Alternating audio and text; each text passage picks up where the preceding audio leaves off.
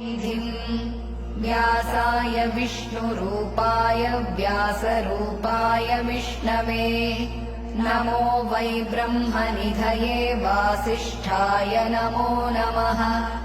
अविकाराय शुद्धाय नित्याय परमात्मने सदैकरूपरूपाय विष्णवे सर्वजिष्णवे यस्य स्मरणमात्रेण जन्म संसारबन्धनात् विमुच्यते नमस्तस्मै विष्णवे प्रभविष्णवे।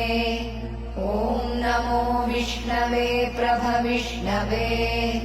श्रीवैशम्पायन उवाच श्रुत्वा धर्मानशेषेण पावनानि च सर्वशः युधिष्ठिरः शान्तनवम् पुनरेवाभ्यभाषत।